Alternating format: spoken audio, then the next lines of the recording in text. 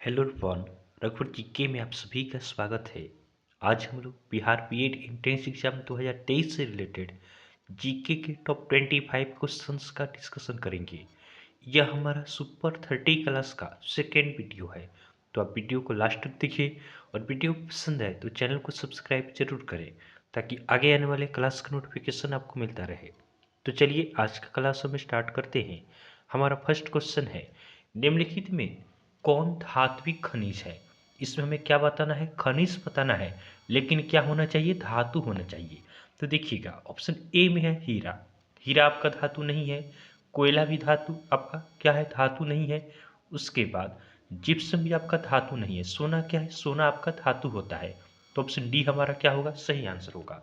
सोना क्या है, यह आपका धात्विक खनिज है। ध्यान रखेंगे, सोना सबसे अधिक अघातवर्ध आपका धातु होता है।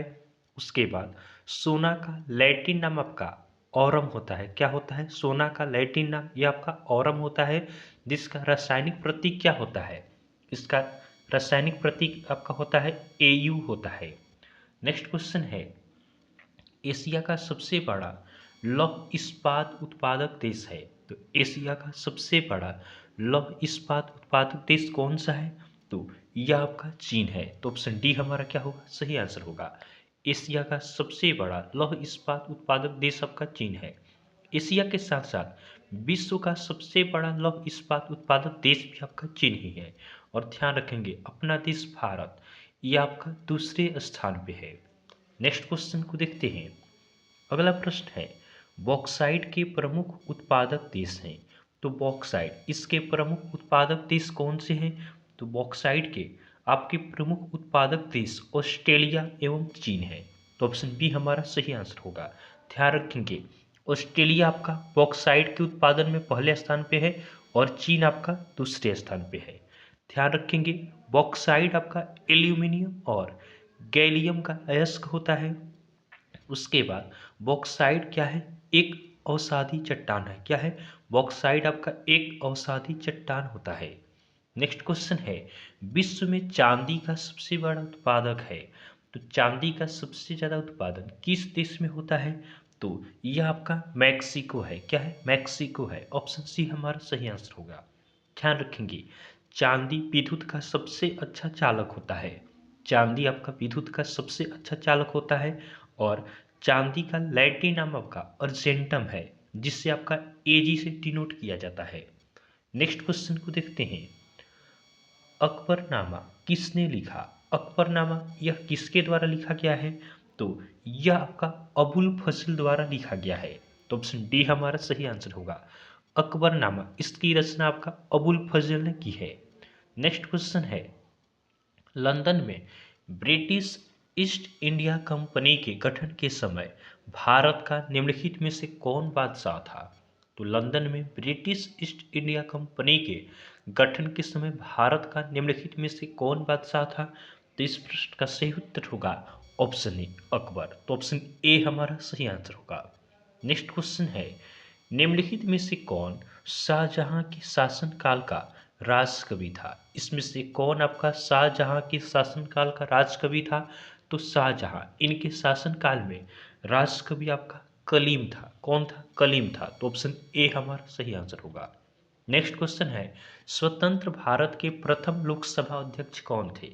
स्वतंत्र भारत के प्रथम लोकसभा अध्यक्ष ये कौन थे, तो ये आपके थे जीवी मावलंकर। कौन थे, जीवी मावलंकर थे। तो ऑप्शन सी हमारा सही आंसर होगा।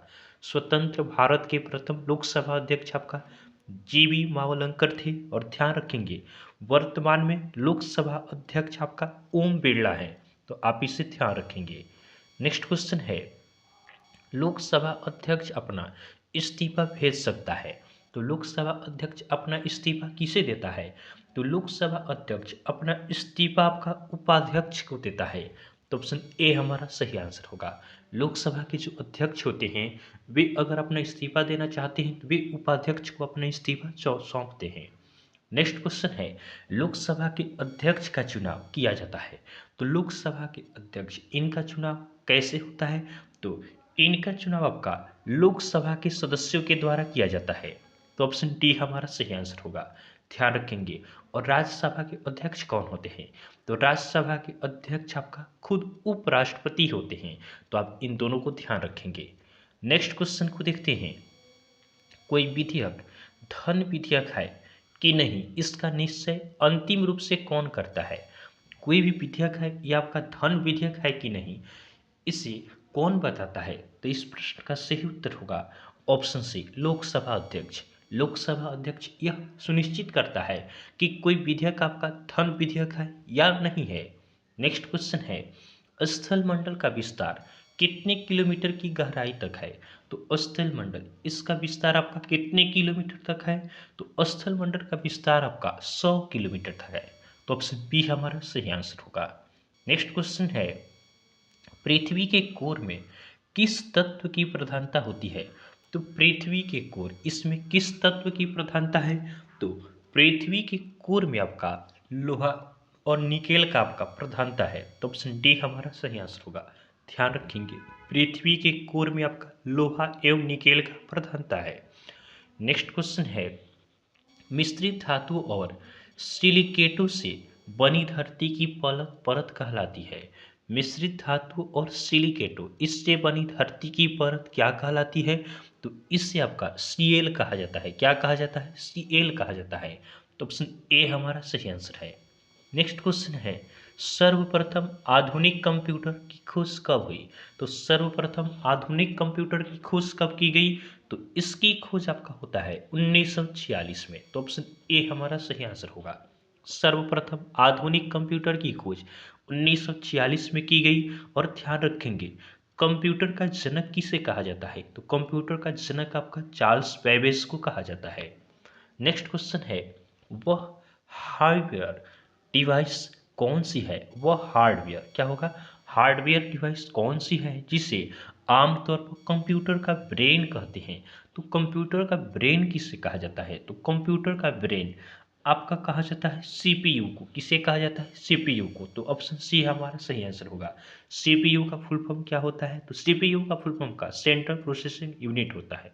तो ध्यान रखेंगे, कंप्यूटर का ब्रेन आपका सीपीयू को कहा जाता है। और इसी के साथ साथ ध्यान रखेंगे कि कंप्यूटर का नियंत्रक भाग ये भी आपका सीपीयू ही कहलाता है। नेक्स्ट क्वेश्चन है, 1024 बाइट बराबर है। तो 1024 बाइट यह पूछा हुआ क्वेश्चन है। 1024 बाइट बराबर होता है, तो यह आपका 1 केबी के बराबर होता है। तो ऑप्शन डी हमारा सही आंसर होगा।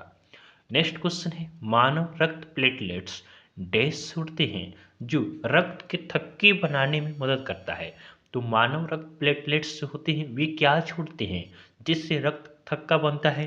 तो प्लेटलेट्स आपका प्रोथ्रोम्बिन को आपका छोड़ते हैं। तो ऑप्शन ए हमारा सही आंसर होगा।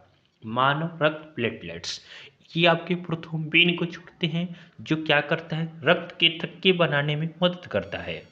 नेक्स्ट क्वेश्चन है, रक्त का रंग निम्न में से किसकी उपस्थिति के कारण लाल होता है?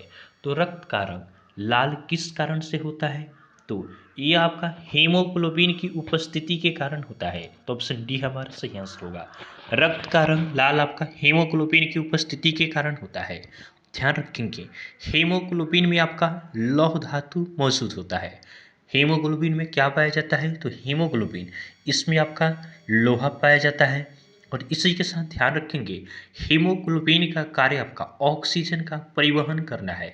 क्या है? हीमोग्लोबिन क्या करता है? यह ऑक्सीजन का परिवहन करता है। नेक्स्ट क्वेश्चन है, निम्न में से किसको आरबीसी का कब्रिस्तान कहते हैं? तो आरबीसी का कब्रिस्तान किसे कहा जाता है? तो आरबीसी इसका कब्रिस्तान आपका प्लीहा कहलाता है। तो ऑप्शन सी हमारा सही आंसर होगा। ध्यान रखेंगे, आरबीसी का कब्रिस्तान आपका प्लीहा को कहा जाता है। और आरबीसी कितने प्रकार के होते हैं? तो आरबीसी आपका 5 प्रकार के होते हैं। और ध्यान रखेंगे, रक्त में आरबीसी का मुख्य प्रयोजन आपका ऑक्सीजन ले जाना होता है। नेक्स्ट क्वेश्चन को देखते हैं, मनुष्य की लाल रक्त कोशिकाओं का जीवन काल कितना होता है? तो लाल रक्त कोशिकाओं अर्थात आरबीसी इसका जीवन काल कितने दिनों का होता है? तो आरबीसी का आपका जीवन काल होता है 120 दिनों का। तो ऑप्शन ए हमारा सही आंसर होगा। ध्यान रखेंगे।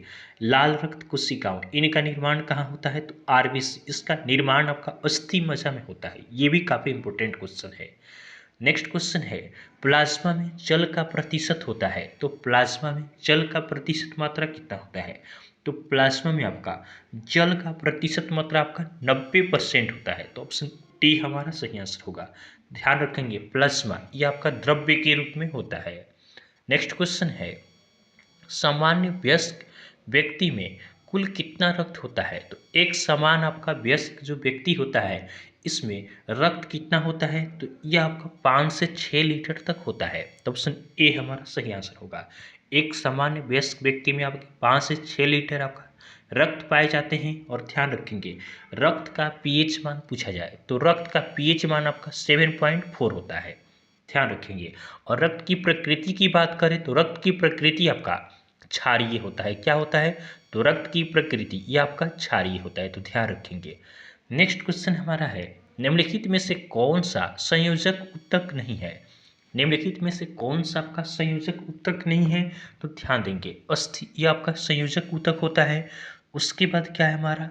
उपास्थि, ये भी आपका संयोजक उत्तक है। रक्त भी होता है। कंकाल पेशी नहीं होता है, तो हमारा सही आंसर क्या होगा? ऑप्शन डी हमारा सही आंसर होगा। कंकाल पेशी ये आपका संयोजक उत्तक नहीं है। आज का हमारा लास्ट क्वेश्चन है, रक्त होता है, तो रक्त क्या होता है? रक्त आपका एक संयोजी ऊतक होता है। क्या होता है? एक संयोजी ऊतक होता है, तो ऑप्शन ए हमारा सही आंसर होगा। तो इस तरह हमने बिहार बीएड एंट्रेंस एग्जाम 2023 से रिलेटेड जीके के टॉप 25 क्वेश्चंस का हमने डिस्कशन किया है। तो आपको वीडियो पसंद आया हो तो आप वीडियो को लाइक करें और चैनल को सब्सक्राइब जरूर करें। तो चलिए आज के लिए हम इतना ही रखते हैं, फिर नेक्स्ट वीडियो में आपसे मिलेंगे। तब तक के लिए धन्यवाद।